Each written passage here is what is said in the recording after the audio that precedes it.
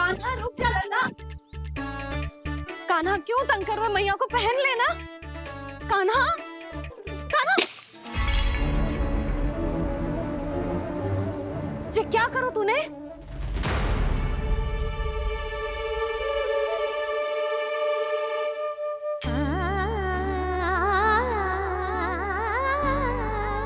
अच्छा ठीक है, अब मुंह लटकाने की आवश्यकता ना है। ये ले।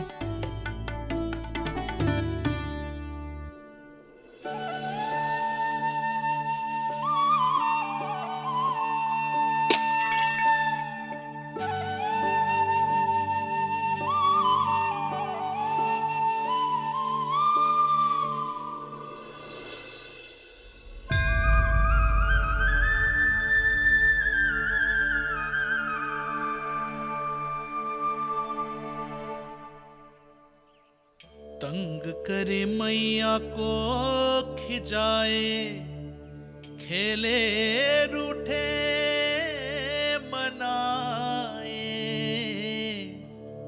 लीला अनोखी करके शरारत, कान्हा दंड भी पाए।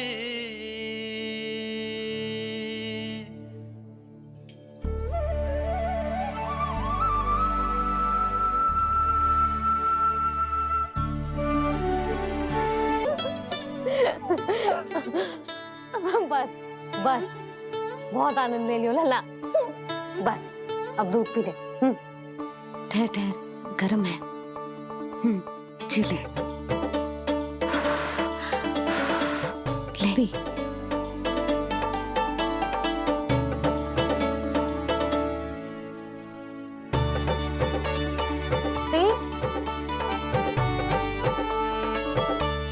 मैं ना होती तो ना जाने क्या होता तेरा। अपने आप दूध भी ना पी सकते है, भावला कहीं का। आपकी इस प्रेम के लिए तो मैं धरती पे आया हूँ मैया।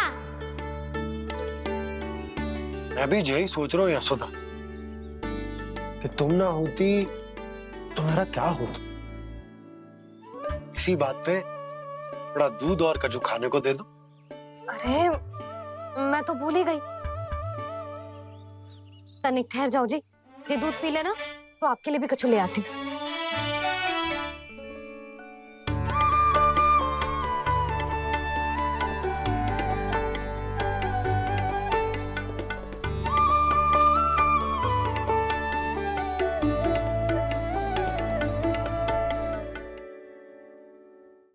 प्रणाम महाराज। आपकी आज्ञा के अनुसार बिल्कुल वैसा ही पत्र तैयार किया है जैसा आप चाहते थे।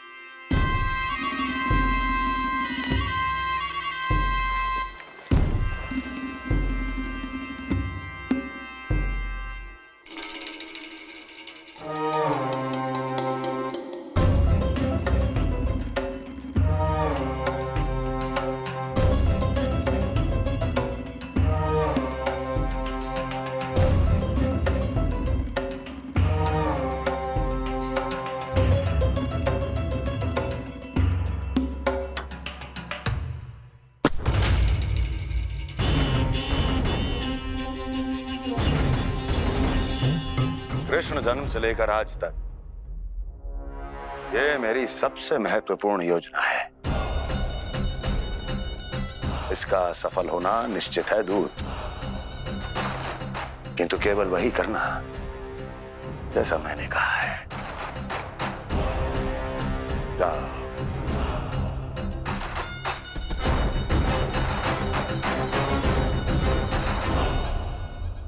कान्हा,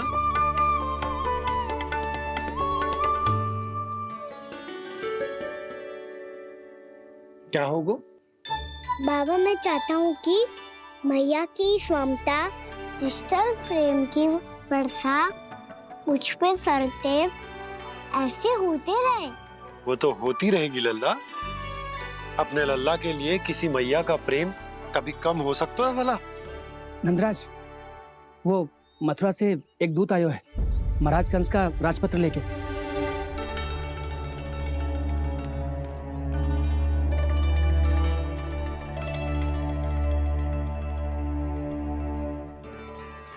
कान्हा, अब क्या करने वाला वाला है।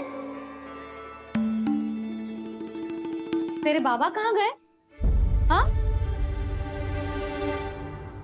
कंस मामा का खेल आरंभ हो गया है, पर मैया वो सब सुनेगी तो व्यर्थ चिंतित हो जाएगी। बस थोड़ा बाहर गया मैया, कछु खा लिए से। बाहर इस समय? मैया क्या होगा? मैया देखो ना, पीठ पे कछु हो रहा है। मेरा हाथ ना पहुंचो, आप करो ना। यहाँ? यहाँ? क्षमा करना मैया, पर अभी बाबा को ही संभालने दो ये सब। कहिए, क्या संदेश लाए हैं आप? नहीं नंदराज, नहीं। महाराज कंस का आदेश है कि ये संदेश सभी गांव वालों के साथ ही पढ़ा जाए। ठीक है, मैं गांव वालों के सामने पढ़ दूंगा, पर मुझे तो दीजिए पढ़ने के लिए। महाराज की आज्ञा का पालन करना आपके लिए भी आवश्यक है नंदराज। सभी गांव वासियों की सभा बुलाइए। बंसी, सभी गांव वालों की सभा बुलाओ। राजपत्र में ऐसा क्या संदेश भेजो है कंस ने? अब मेरे पत्र को पढ़कर सब भौचक के रह जाएंगे। और वो कृष्ण, उस कृष्ण के पांव के नीचे से तो भूमि खिसक जाएगी, आकाश फट पड़ेगा, बिजलियां गिर जाएंगी। प्राप्ति, ओ प्राप्ति, कंस का पत्र। स्वयं को बहुत अधिक शक्तिशाली समझता है ना वो। अब देखता हूं कैसे वो इस महासंकट का सामना करता है। वो कृष्ण, वो अपनी मृत्यु स्वयं चुनेगा या मृत्यु की वेदी पर चढ़ा देगा। प्रिय वृंदावन वासियों को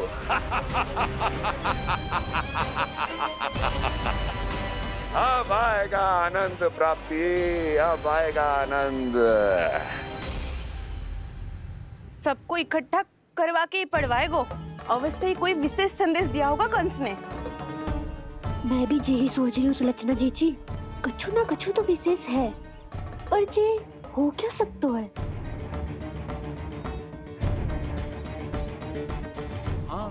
बात तो सही है। ऐसा क्या हो सकता है?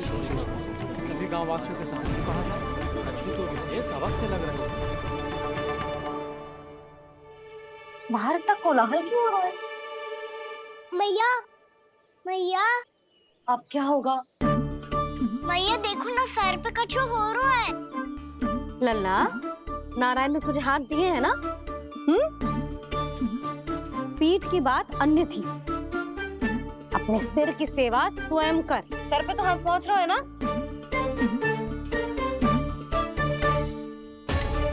मैया सुनो ना, मैया देखो ना, तीव्र कर कछु हो रहा है। मैया देखो ना, तीव्र कछु हो रहा है।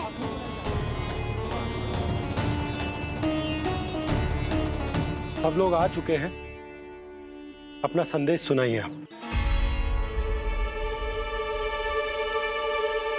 गोपराज नंद और सभी वृंदावन वासियों को सूचित किया जाता है कि मथुरा अधिपति और आप सभी के महाराज कंस ने कल सुबह भव्य पूजा का आयोजन किया है। इसके लिए राज्य को वृंदावन के क्षेत्र के निकट यमुना नदी के मध्य में खिलने वाले 1 कोटि कमल के पुष्पों की आवश्यकता है। इसीलिए आप सभी को यह आदेश दिया जाता है कि ये सभी कमल के पुष्प प्रथम पहर से पहले राजसभा में पहुंचा दिए जाए। इतने सारे वो भी प्रथम पहर से पहले कैसे हो सकते हैं? यदि आप ऐसा करने में असफल रहे तो इसे राज आज्ञा का उल्लंघन माना जाएगा और राजद्रोह के आरोप में आप सभी को कड़े से कड़ा दंड दिया जाएगा। स्मरण रहे, यदि कल की पूजा में इन 1 कोटि कमल के पुष्पों का ना पहुंचने के कारण कोई व्यवधान आया तो समस्त वृंदावन वासियों को दोषी माना जाएगा और पूरे गांव को निवासियों सहित धूल में मिला दिया जाएगा। कल प्रथम पहर तक का ही समय है आप सबके पास।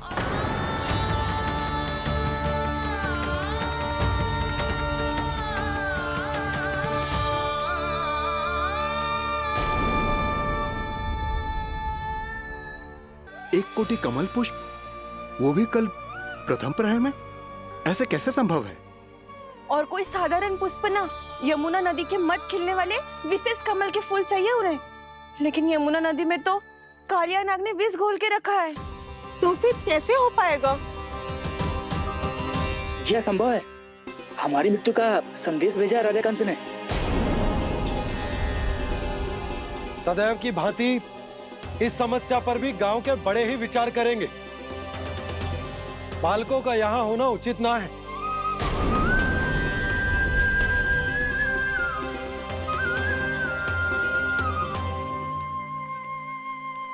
लल्ला ले, जे गेंद ले, जा अपने सखाओं के साथ खेल।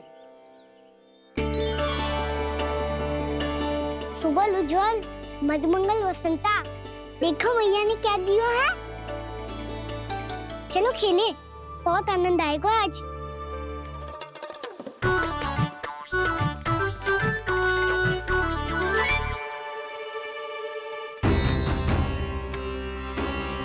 भानु, बंसी, जाओ और शीघ्र ही वो घेरे का कार्य समाप्त करो।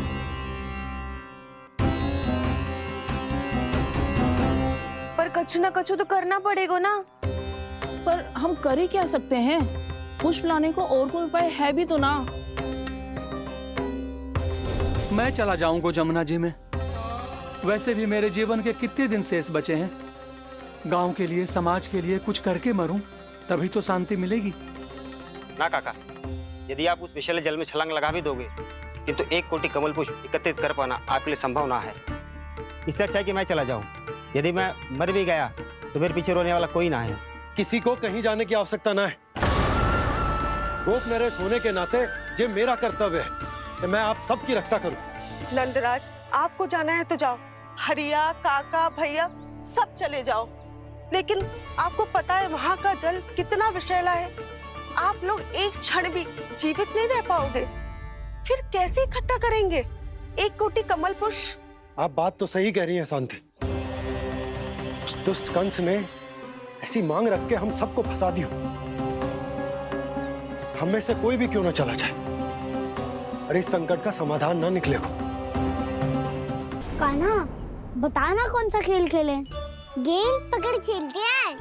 पर एक बात सुन लो सब, कोई भी तीव्र गति से ना फेंकेगा गेंद को। भैया ने फ्रेम बनाई है मेरे लिए। सब तैयार हो?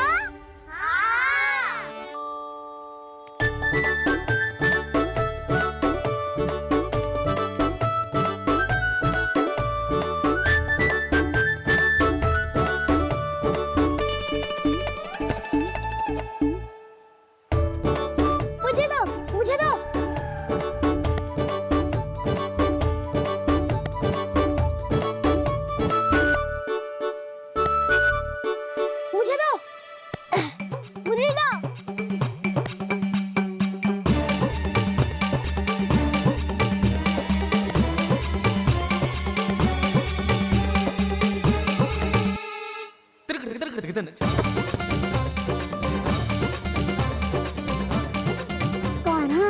इतनी धीरे से फेंकेगो तो कैसे आनंद आएगा?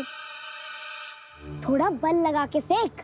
हाँ कान्हा, हम अभी बड़े हो गए हैं, तू अब भी छोटे बालकों की तरह फेंक रहा है।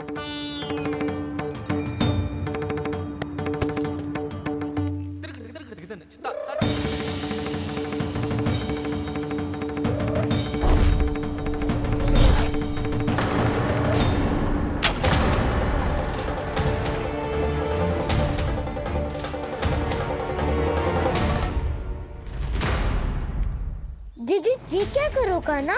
गेंद तो डूब गई।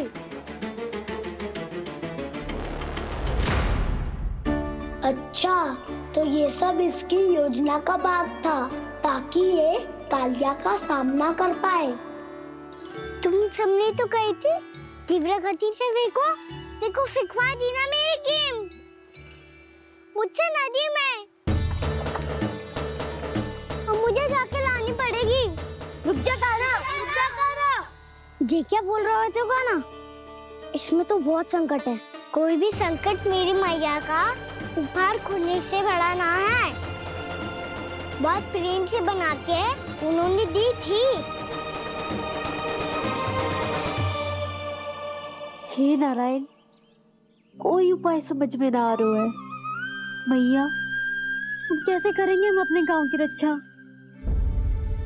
कीड़े पड़ेंगे उस दुष्ट को। यदि उसके कारण किसी के प्राण चले गए तो कौन सा फल मिलेगा उसे इस पूजा का? तुम सही कह रही हो यशोद। हमारे पास कोई और दूसरा विकल्प भी तो ना है। यदि हमने मथुरा की राज आज्ञा का पालन ना किया तो इसका दुष्परिणाम पूरे गांव को भुगतना पड़ेगा।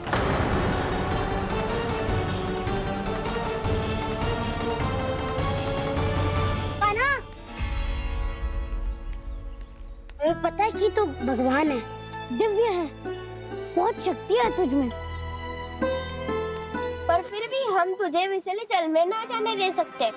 कुछ होगा तो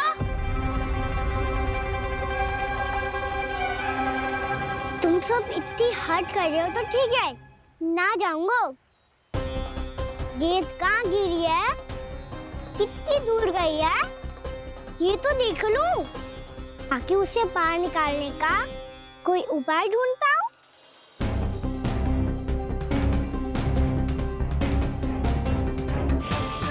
हाँ।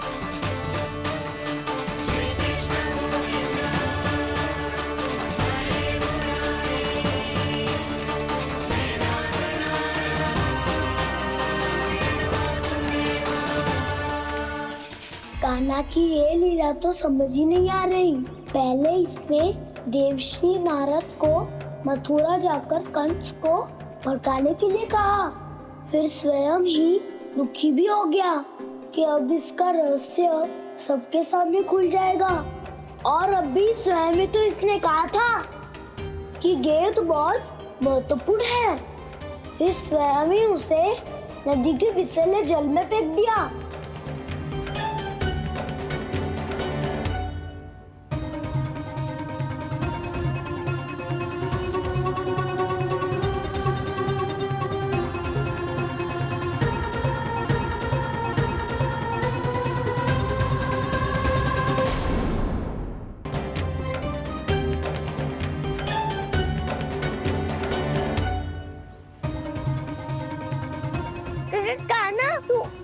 ऊपर क्यों चढ़ रहा है? अरे ऊंचाई से देखूंगा तभी तो गेंद दिखेगी।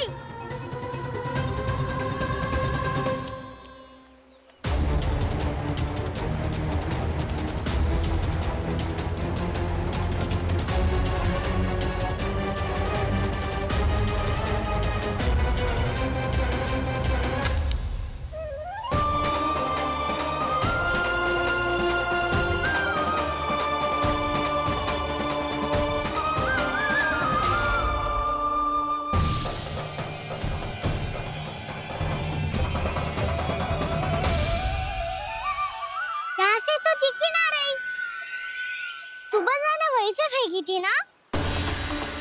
ना, वहाँ से फेंकी थी। कहाँ से? देखा ना, वहाँ से। समझ में आ रहा? ठीक बताना कहाँ से फेंकी थी?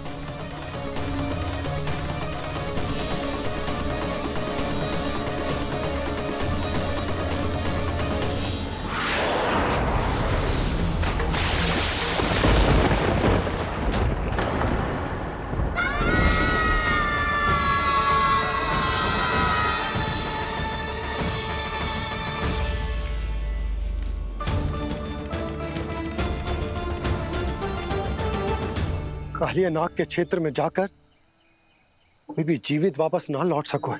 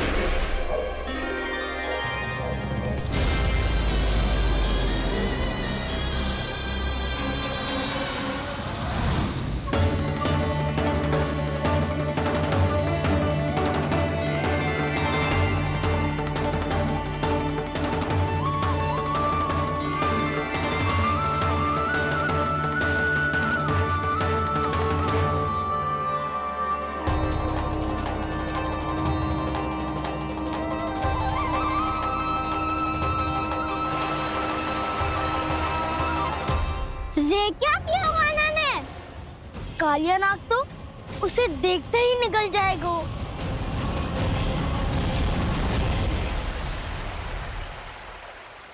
तो आरंभ से अब तक सब कुछ उसकी लीला का ही भाग था।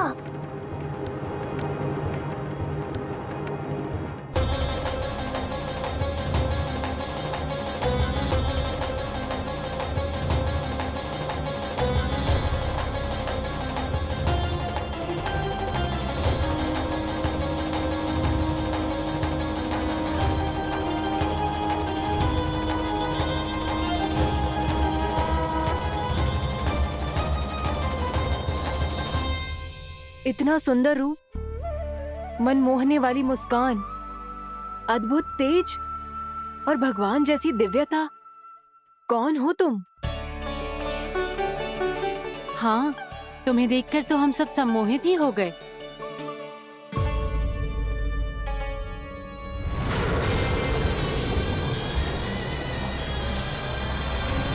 तुम जो भी हो बालक, वापस लौट जाओ।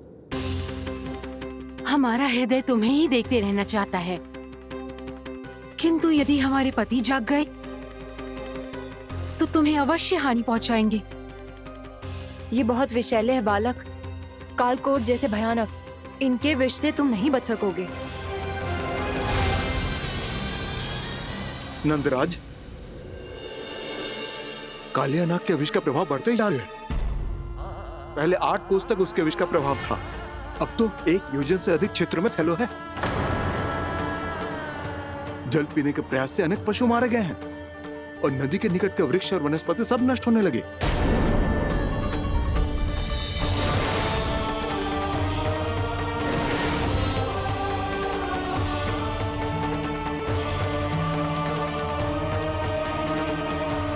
इनके विष की तीव्रता इतनी अधिक है बालक कि इनके संपर्क में आने वाले को तड़पने का भी अवसर नहीं मिलता।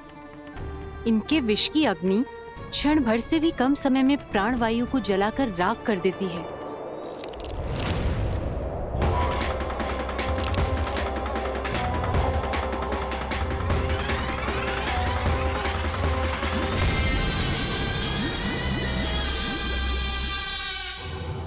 तब तो समस्या और भी गंभीर हो जाएगी। मैंने तो सुनो है कि कालिया नाग कम से कम 2 योजन लंबा है, सैकड़ों फन है उसके।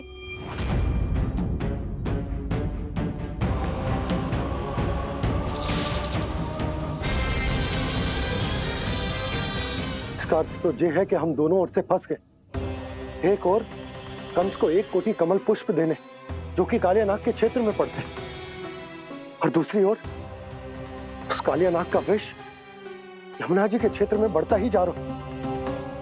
इसके कारण हम ही नहीं, निर्दोष पशु पक्षी भी संकट में। इन दोनों समस्याओं का एक ही समाधान है, उस कालिया नाग का सामना करना। और ये ना समझ आ रहा कि हम ये करेंगे कैसे, क्योंकि ये बात साधारण मनुष्य के बस की ना है। हमारे लिए ये असंभव है।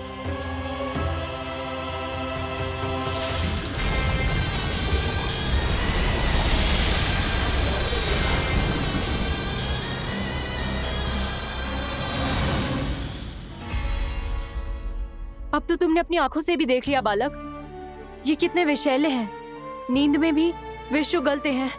इससे पहले कि तुम्हें कुछ हो जाए, चले जाओ यहाँ से, मान लो हमारी बात। आप सब मुझे जानती भी नहीं और फिर भी मेरी इतनी चिंता कर रही हैं आप। माँ की ममता भेदभाव नहीं जानती। तुम भी किसी के पुत्र हो और हम सब भी माँ हैं। एक माँ को हर बालक में अपनी ही संतान दिखाई देती है, इसलिए हम तुमसे विनती करते हैं, वापस चले जाओ, बचा लो अपने प्राण। मेरी चिंता मत कीजिए, मुझे कुछ नहीं होगा।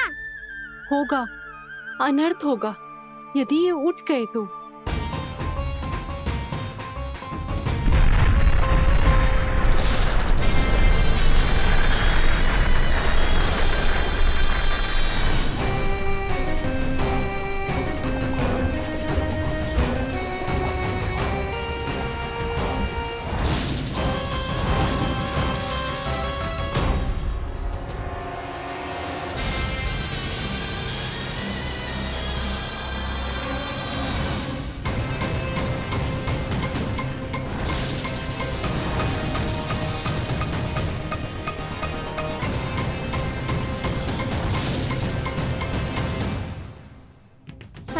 होते हुए भी अपने इश्क को केवल वही देख सकता है जो अपना अभिमान त्याग चुका हो।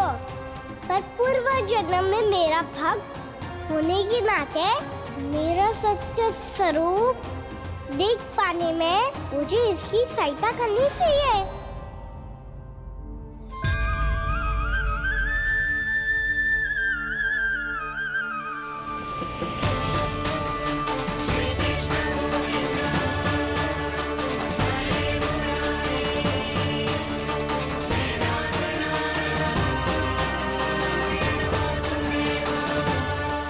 देखो हमारा छोटा सा कान्हा कैसे डट के खड़ा हुआ है, इतने विशालकाय, इतने महाभयंकर सबके सामने।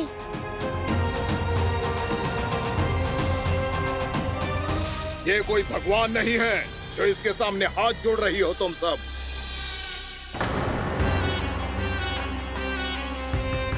एक सामान्य साधारण बालक है ये, जो ये तक नहीं जानता कि इसके सामने है इसका काल, कालिया। तू कौन है बालक? मेरे इतने निकट आकर भी तू जीवित कैसे है? मेरी नहीं, अपनी चिंता करो कालिया। बहुत मनमानी कर ली तुमने। अब बस मैं तुम्हें रोकना हूँ। अब बस मैं तुम्हें रोकना हूँ। मैं तुम्हें रोकना हूँ। बित्ते भर का है तू, मेरे विष के बारे में जानता ही क्या है? और कहता है मुझे रोकने आया है। किससे? किससे रोकना चाहता है तू मुझे? मुझे क्रोध दिलाने की भूल मत कर बालक। अपनी फुंकार से ही तेरी इस मुस्कुराहट को अंतिम मुस्कुराहट बना सकता हूं मैं। शीघ्र बता, कौन है तू और किसने भेजा है तुझे? तुम्हें आवाज भी है कि अपनी पुकारों से तुम कितना विष मिल चुके हो। पवित्र यमुना नदी को कितना दूषित कर दिया तुमने। और यही नहीं, तुम्हारे कारण निकट के जीव जंतुओं, वृक्ष, वनस्पतियों सबको हानि पहुंच रही है। तो क्या? मुझे उससे क्या? मुझे है, मुझे है। आपत्ति है मुझे तुम्हारी इस व्यवहार से,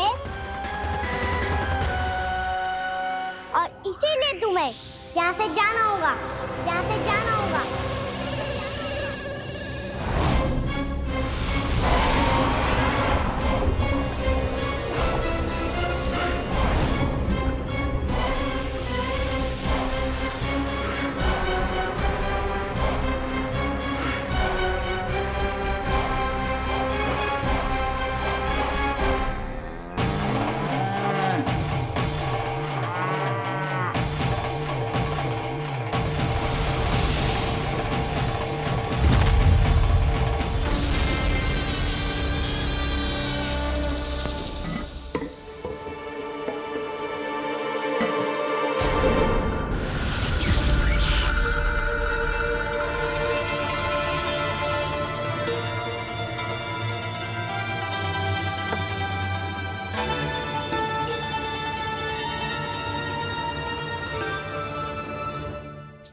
मुझे आदेश देने का साहस भी कैसे किया तूने?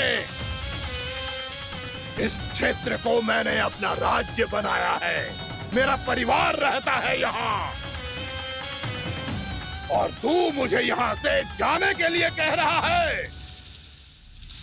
हाँ, क्योंकि तुम्हारे यहाँ रहने के कारण अन्य जीवों को हानि हो रही है, और मैं ऐसा नहीं होने दे सकता। मैं तो बस वही कर रहा हूँ जो एक सर्प का स्वभाव है। विष फैलाना स्वाभाविक है मेरे लिए, इसलिए मुझे चुनौती मत दे बालक। चुनौती तो मैं दे चुका हूँ कालिया। अब तो बस तुम्हें स्वीकार करनी है।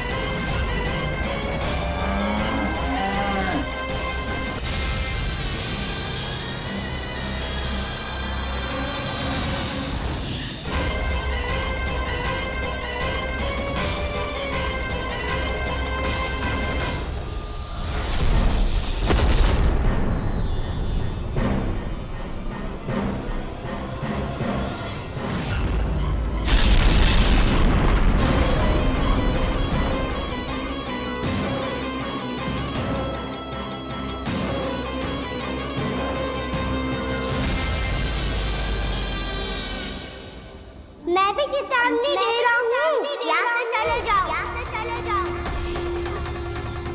अपनी भूल को पहचानो कालिया, तुम जो कर रहे हो अनुचित है।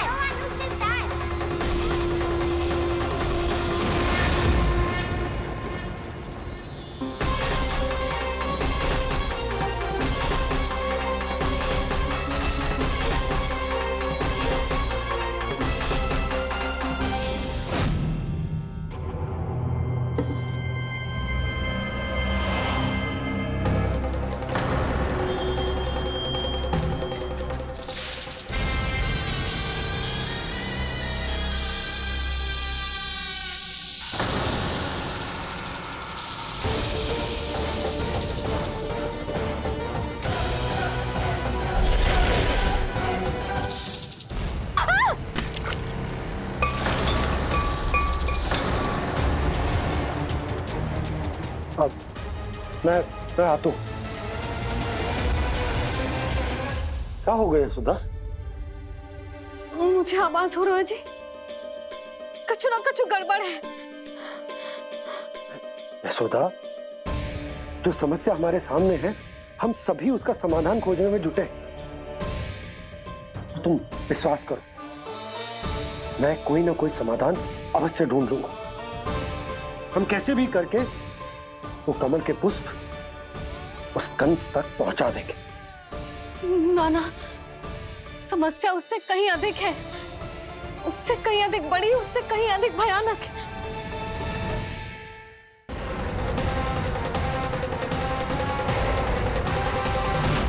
विस्की ये बूंद से ही सबके प्राण चले जाते हैं। इसने तो विस्की धारियां फेंकी है खाना पे। कान्हा कैसे बच्चे को अधिक विष से? इसका विष तो क्या, ये सर स्वयं भी छू तक नहीं पाएगा हमारे कान्हा को।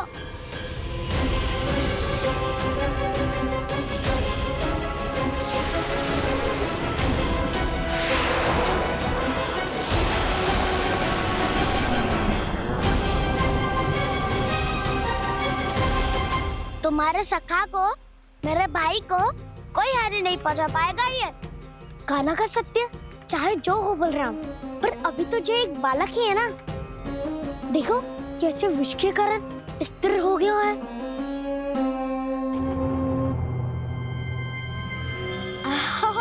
हाँ, सर्फ ने कितनी आसानी से अपनी पूंछ से बांध लिया है। मुझे यहाँ से भगाना चाहता था ना तू? अब मैं तुझे दिखाऊंगा अपना सामर्थ्य। ये मूर्ख किसे बांधना चाहता है अपनी पूंछ में? उन्हें जिनका विस्तार सारे ब्रह्मांड में है, या उन्हें जो स्वयं अनंत है? पर देवराज, प्रभु ऐसा करने ही क्यों दे रहे हैं कालिया को? आप सब भूल रहे हैं देवगण। कालिया पूर्व जन्म में प्रभु का बहुत बड़ा भक्त था।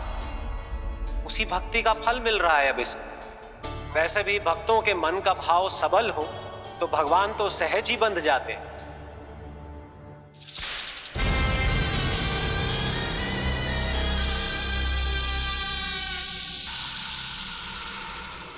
बलराम, तुमने ही तो कही थी कान्हा को कछु ना होगो।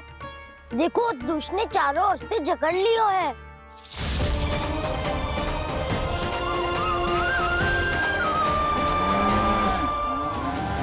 ये क्या कह रही हो तुम? सुधा जी, क्या हुआ? घबरा क्यों रही हो आप? सुलक्षणा, मुझे आभास हो रहा है कुछ बहुत बड़ी अनहोनी हो गई है। नंदराज, नंदराज, नंदराज!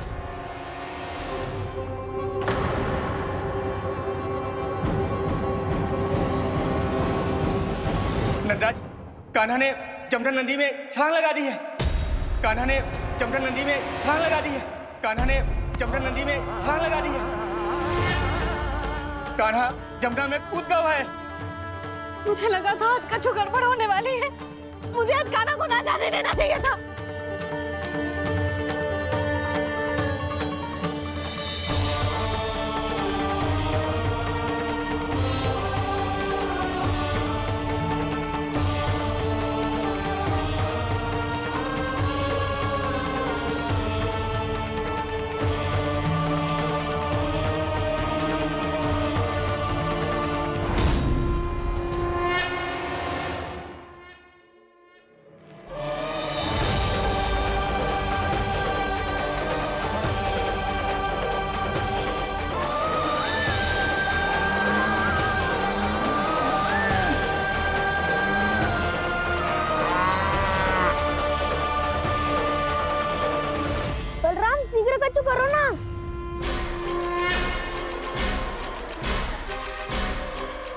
कुछ भी करो पर कान्हा को बचाओ।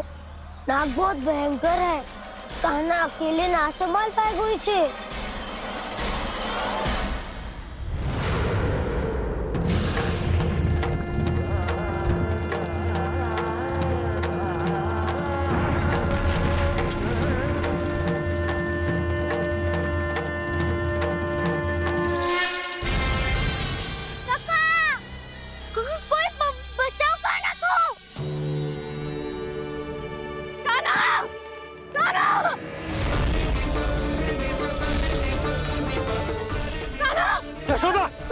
यशोदा रुको। छोड़ दो मुझे, छोड़ दो मुझे। जीजी संभालो, बावली हो गई क्या? जीजी संभालो। कान्हा, कान्हा।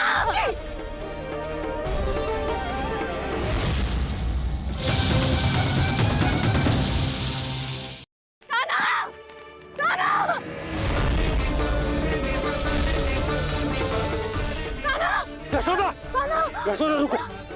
छोड़ दो मुझे, छोड़ दो मुझे। जीजी संभालो, बावली हो गई क्या? जीजी संभालो। कान्हा, कान्हा। देखो अब कैसे तुम्हारे अस्थियों को तोड़कर छोटे छोटे टुकड़ों में बदल दूंगा मैं।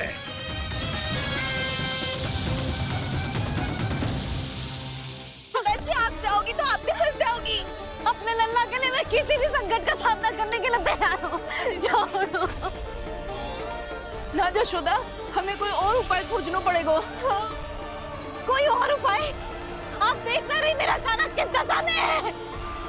कान्हा मैया के वश में नहीं है, नहीं तो ये अपने लल्ला के लिए साक्षात काल का भी सामना कर ले। ये तो केवल कालिया नाग है। हे नागराज, आप मेरे प्राण ले लो पर कान्हा को छोड़ दो। ना नागराज, आप मेरे प्राण ले लो, मैं विरोध भी ना करूंगी। ना नागराज, आप मुझे मार दो पर मेरे कान्हा को छोड़ दो। ना ना ना ना नागराज, मेरे प्राण ले लो। हमारे कान्हा से क्या शत्रुता है आपकी? प्रभु के लिए जो प्रेम यशोदा मैया के हृदय में है, वही इन सभी गोपियों के हृदय में भी है।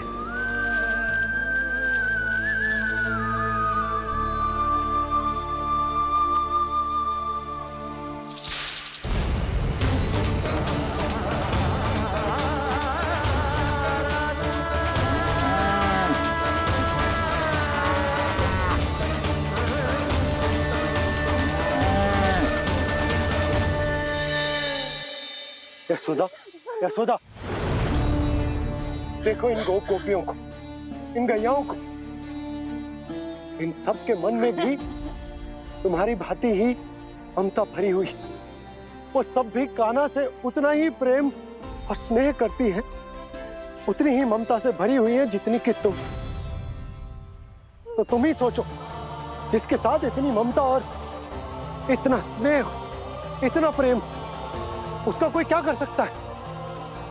उस कालिया नाग का वेश इस सब आशीर्वादों के सामने कछु न है। कछु करो जी। उसे बोलो वो मेरे प्राण ले ले, मेरे कान्हा को छोड़ दे। यशोदा,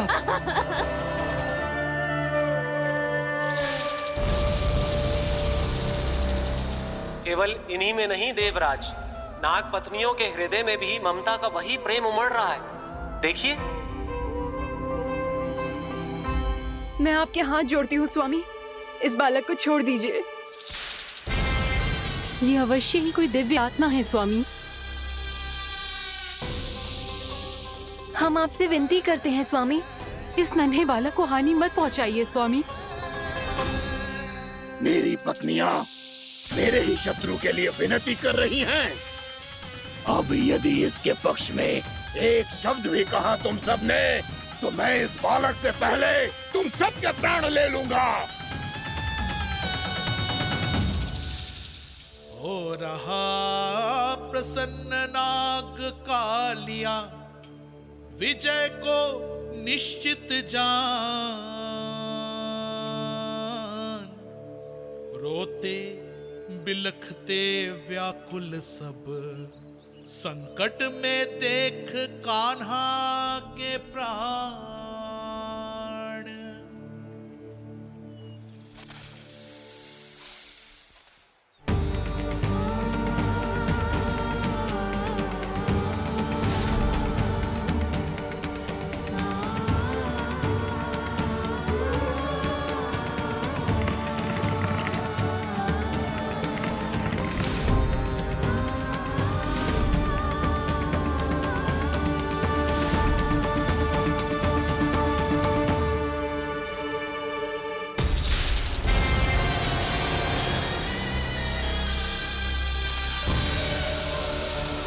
कुछ करो जी, मेरे लल्ला को बचा लो, कोई तो कुछ करो। जीजी संभालो जसूदा।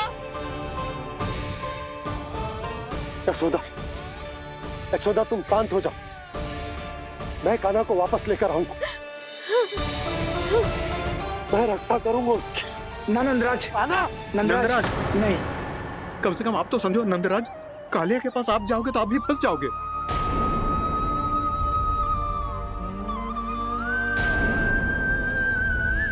बलराम, तेरा भाई इतनी भीषण संकट में है और तुझे जरा भी दुख ना हो रहा? क्या आप सब अब तक नहीं समझ पाए कि कान्हा सच में कौन है? छोटे बाबा, आप तो उसका सत्य जानते हैं ना?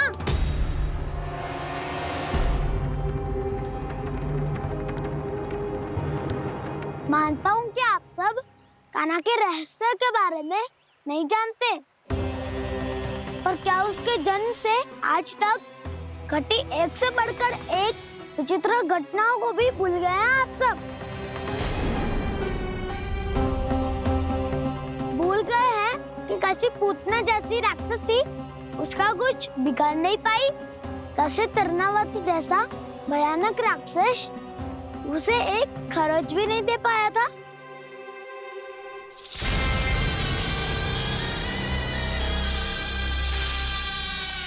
आप सबने अपनी आंखों से देखा था ना, बकासुर से कान्हा की रक्षा करने देवता स्वयं आए थे, पर सत्य तो ये है कि वो सभी देवता भी उस असुर के सामने असमर्थ हो गए थे। तब कान्हा ने बहुत ही आसानी से उस भयंकर असुर का वध किया था, एक ही बार में धराशायी कर दिया था उसे। तो आप सभी सोचिए, बार बार ऐसे असाधारण कार्य करने वाला बालक साधारण कैसे हो सकता है? अब तो आरंभ से ही सारा सत्य जानते हैं छोटे बाबा। रहस्य छुपाने में सदैव कान्हा की सहायता करते आए आप, और आज आप स्वयं ही उसके सत्य को भूल रहे हैं। और तुम सब भी तो जानते हो कान्हा की शक्तियों के बारे में, तो क्या तनिक भी विश्वास ना है अपने सखा पे?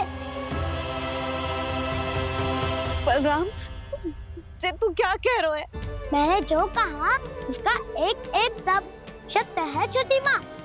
यदि प्रभु की इच्छा हुई तभी कुछ ही क्षणों में सब कुछ अपनी आंखों से स्वयं अनुभव कर लेंगे आप।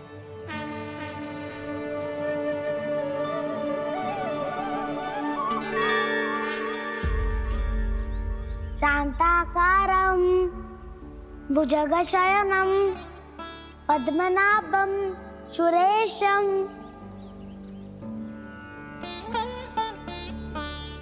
विश्वाधारं गगनसदृशं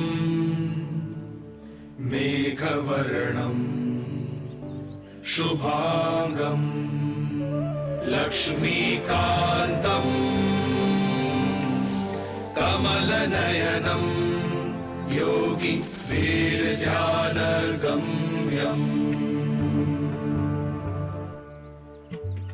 वन्दे विष्णुं भवभयहरं सर्वलोकैकनाथम्।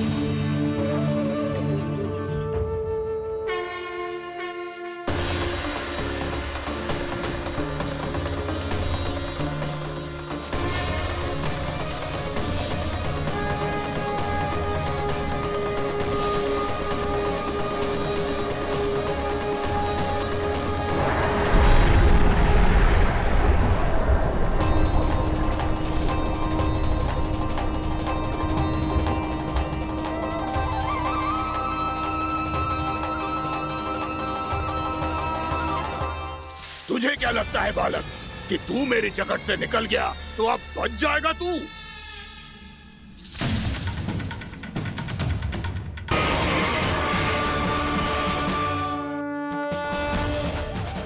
मेरा नन्हा सा कान्हा कितनी देर भाग पाएगा?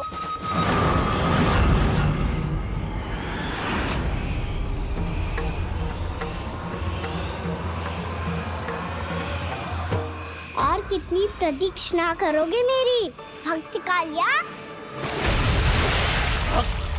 भक्त नहीं, काल हूँ मैं तेरा। जब अहंकार का मुकुट बुद्धि को ढक लेता है तो भक्त अपने भगवान को भी नहीं पहचान पाता। व्यर्थ की पहेली में मत उलझा बालक। ना मैं भक्त हूँ और ना तू भगवान।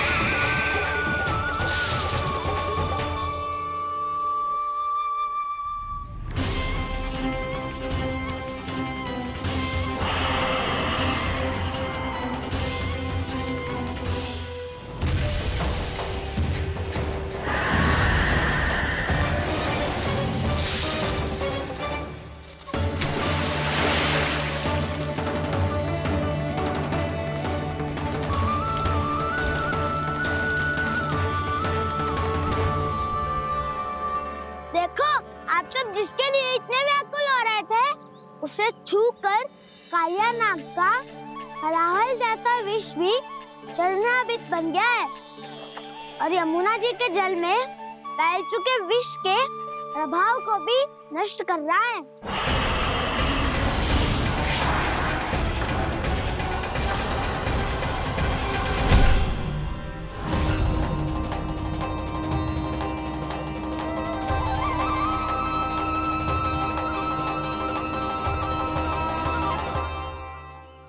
धर्म रक्षक अधर्म विनाशक प्रभु श्री कृष्ण का कौशल सचमुच अद्वितीय है।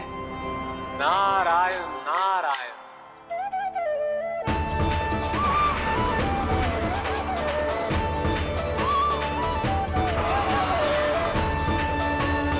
मेरा भार तुम्हारे भीतर के अहंकार का प्रतीक है कालिया। अब तुम्हारा अहंकार, तुम्हारा अभिमान मेरे पाँव के नीचे है और तुम्हारी पूंछ अर्थात तुम्हारे प्राण मेरे हाथ में। अब तुम क्या करोगे भक्त?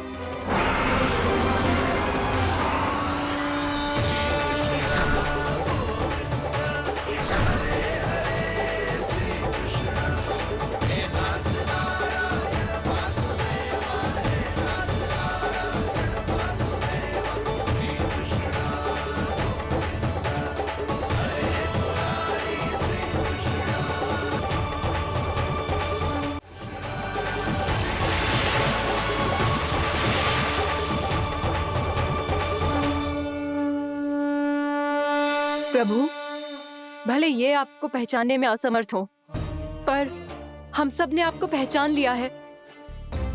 हाँ प्रभु, एक भक्त होने के नाते और एक अर्धांगिनी और माँ होने के नाते मैं आपसे इनके प्राणों की भिक्षा मांगती हूँ। अपनी कृपा दिखाइए और इन्हें क्षमा कर दीजिए। आपके लिए मित्र और शत्रु में कोई अंतर नहीं प्रभु। उसी तरह आपकी कृपा और दंड में भी कोई अंतर नहीं। दोनों दया ही तो हैं, अकारण ही किसी को प्राप्त नहीं होती। हमें विश्वास है कि हमारे पति को मिला ये दंड कोई अभिशाप नहीं है, आपका वरदान है। ये सत्य है प्रभु कि इनसे बहुत से पाप हुए हैं। इनके विष से बहुत सारे जीव जंतु को हानि पहुंची है, पर अब आपके चरण इनके शीश पर पड़ गए हैं। ऐसी कृपा तो बड़े बड़े महान महात्माओं को भी दुर्लभ है, और इन्हें प्राप्त हुआ तो अवश्य ही ये किसी महान पुण्य का ही फल है। हे प्रभु, उन्हीं पुण्य कर्मों की शक्ति का आह्वान कर मैं आपसे विनती करती हूँ, इन्हें प्राण दान दीजिए। मैं अपने इस भक्त को क्षमा अवश्य करूंगा देवियों, यदि ये अपने अहंकार को त्याग कर मुझे पहचान ले तो।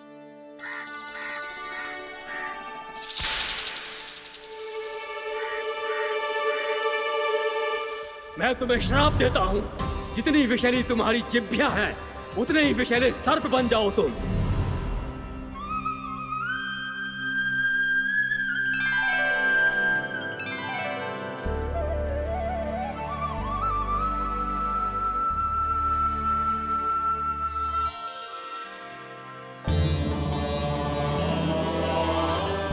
नारायण, मुझे क्षमा कीजिए नारायण। मैं तो आपका परम भक्त था, किंतु मैं आपको पहचान नहीं सका। इसका दंड तो मुझे मिलना ही था, किंतु मैं अब प्रायश्चित करना चाहता हूं। इसके लिए यदि आप मेरे प्राण भी ले लेंगे तो भी मुझे कोई दुख नहीं होगा। मैं अपना जीवन, मृत्यु और अपना अस्तित्व सब कुछ आपको समर्पित करता हूं। तुम्हें तुम्हारी क्रोध के कारण श्राप मिला, जिसे विशाल सर्प के रूप में तुम्हारा जन्म हुआ, और सर्प का तो स्वभाव है विष फैलाना। इसीलिए तुम्हें दंड नहीं दूंगा मैं, सिर्फ सभी अपराधों का पश्चाताप कर लिया। इसीलिए मैं तुम्हें क्षमा करता हूँ कालिया।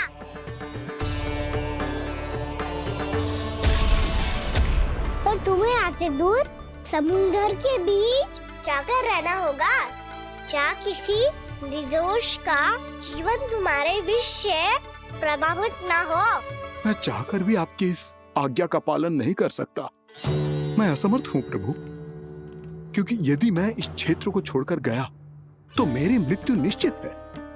आपसे क्या छुपा है प्रभु? आप तो जानते हैं कि सर्प जाति और आपके वाहन गरुड़ के बीच अनंत शत्रुता चल रही है, जिसका प्रारंभ नागों के द्वीप नागालय से हुआ था। उस द्वीप पर छोटे जीवों को निगल जाने के लिए सर्प थे, और गरुड़ को सर्पों का स्वाद बहुत प्रिय था, इसलिए वो बार बार नागद्वीप जाने लगा था। पर इस कारण पूरी सर्प जाति उससे आतंकित हो गई थी। इसलिए जब भी गरुड़ वहां पहुंचता तो सभी सर्प छिपने लगते। जब गरुड़ को इसका आभास हुआ तो उसे बड़ा क्रोध आया, और वो उत्तेजना में भरकर सर्पों का शिकार करने लगा। भूख ना होने पर भी उन्हें मारने लगा। अब सर्पों के प्राण हरना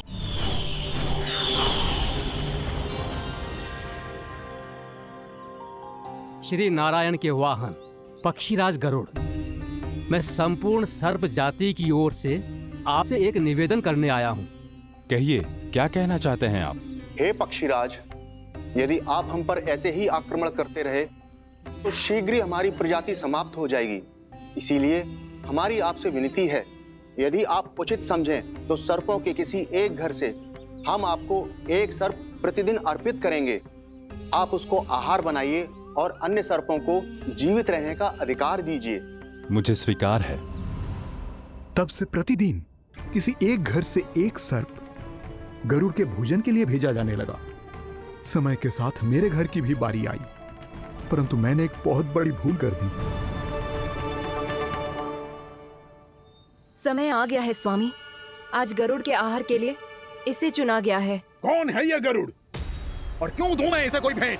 स्वामी, सभी सर्प राज्यों और गरुड़ के बीच में यही समझौता हुआ है, हमें इसका सम्मान करना ही होगा।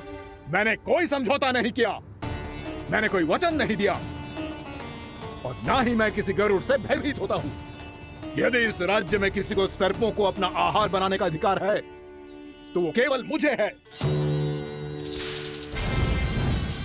अब से गरुड़ को दी जाने वाली हर भेंट मुझे दी जाएगी, महाविषधारी महान नागराज कालिया को। ये और कुछ नहीं, मेरा अभिमान था प्रभु, और ये मेरे इस जन्म की सबसे बड़ी भूल थी, क्योंकि फिर जब गरुड़ को इस बारे में पता चला तो। कालिया, अभिमान में आकर तूने अपने काल को ललकारा है। जिस कालिया के नाम में ही काल छिपा है, तू उसे ललकारने का दुस्साहस कर रहा है गरुड़। स्वयं को भगवान विष्णु का वाहन कहता है तो वाहन का ही कर्म कर। स्मरण रख, इस धरती के सर्वश्रेष्ठ योद्धाओं के लिए भी मैं मृत्यु का दूत हूं। विनाश काले विपरीत बुद्धि। तुझ जैसे मूर्ख सदा इस युक्ति को सार्थक करते आए हैं। अपने विनाश को आमंत्रण किया है तो अब भोग।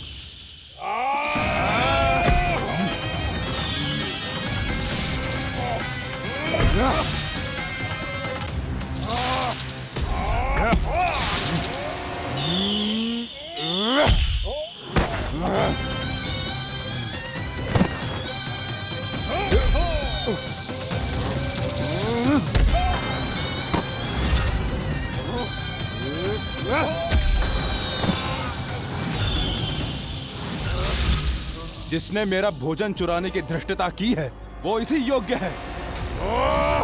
तू मुझे जानता नहीं है गरुड़, मैं महाविषधारी नाग कालिया हूँ। तेरा इतना दुस्साहस कि तूने मुझ पर चरण से प्रहार किया।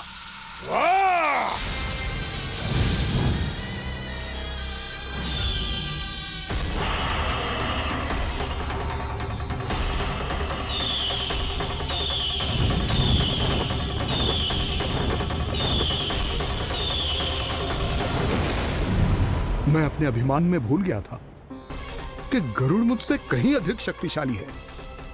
इसलिए अपने प्राणों की रक्षा करने के लिए मैं एक स्थान से दूसरे स्थान भागने लगा। नदियां, पर्वत, यहां तक कि मैंने सागर भी लांघ डाला, पर मैं जहां भी जाता गरुड़ के रूप में मेरा काल वहीं आ जाता। इसीलिए मृत्यु की आशंका से भयभीत होकर मैं अपने बड़े भाई मां कद्रु के प्रथम पुत्र अनंत शेषनाग से राय लेने चला गया। भैया, मैं यहां आपसे आपकी सहायता लेने आया हूं। मेरी एक छोटी सी भूल के कारण यह गरुड़ मेरा पीछा कर रहा है। मुझे हर समय हर स्थान पे ढूंढते रहता है। यदि उसने मुझे ढूंढ लिया तो वो निश्चित ही मेरे प्राण ले लेगा। मुझे कोई ऐसा स्थान बताइए जहां मैं अपनी पत्नी और अपने संतानों के साथ शांति से रह सकूं। तुम यमुना नदी के किनारे वृंदावन क्षेत्र में जाके वास करो कालिया। गरुड़ वहां प्रवेश नहीं कर सकता क्योंकि उसे ऋषि सोबरी का श्राप मिला हुआ है।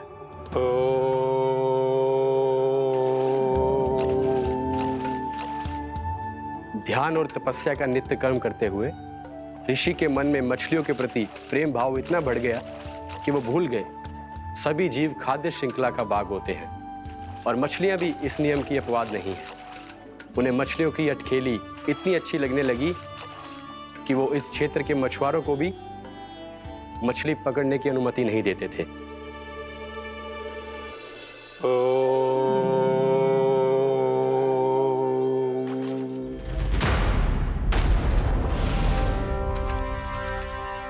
उस दिन वो उस पक्षी को नहीं रोक पाए, पर तब से सावधान रहने लगे।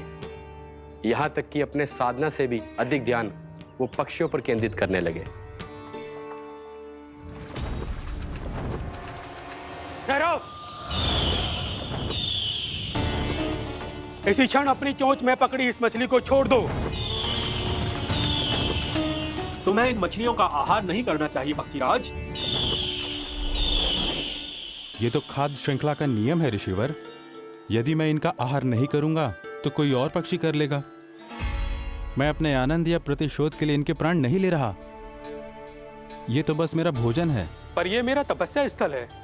तुम यहाँ शिकार करके मेरी साधना में विघ्न नहीं डाल सकते पक्षीराज। यदि आपकी यही इच्छा है तो मैं आज के बाद यहाँ नहीं आऊंगा।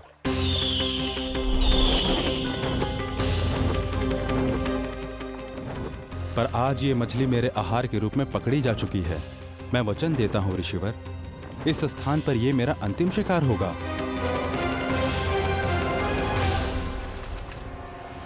आज के बाद यदि तुमने वृंदावन की निकट उड़ान भी भरी तो तुम सैकड़ों टुकड़ों में फटकर मारे जाओगे पक्षीराज। ये मेरा श्राप है।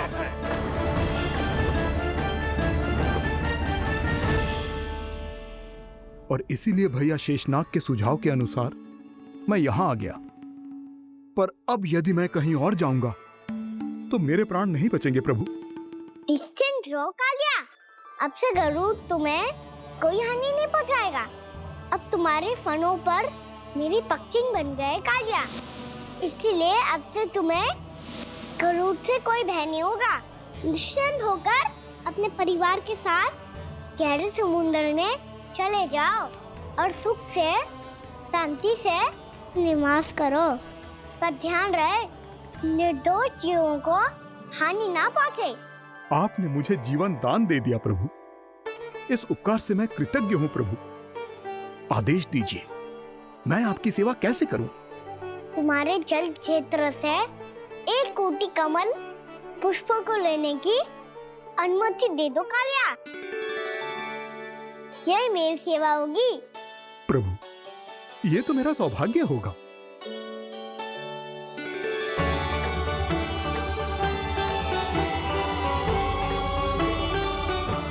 एक कोटि के स्थान पर हम 3 कोटि कमल पुष्प ले आए प्रभु। मैं तुम्हारी सेवा भाव से प्रसन्न हुआ कालिया। रमनाक द्वीप पर चले जाओ ताकि तुम्हारे कारण फिर कभी किसी निर्दोष जीव को हानि ना पहुंचे और न ही तुम्हारा विष मेरे प्रिय यमुना नदी के जल को दूषित कर पाए। मैं तुम्हें आशीर्वाद देता हूँ। आज यहाँ मेरे द्वारा तुम्हें दिए गए इस आदेश का स्मरण जो भी भक्त करेगा और प्रातः काल और संध्या काल में इसका उच्चारण करेगा, उसे फिर कभी किसी संकट से कोई भय नहीं होगा। ये स्थान अब से काला कुंड के नाम से जाना जाएगा। यहाँ पर स्नान करने वाला और देवताओं को इस क्षेत्र से जल का अर्घ्य देकर प्रसन्न करने वाला भक्त यदि मेरा स्मरण करके पास रखेगा तो वो अपने सभी पापों से शीघ्र ही मुक्त हो जाएगा।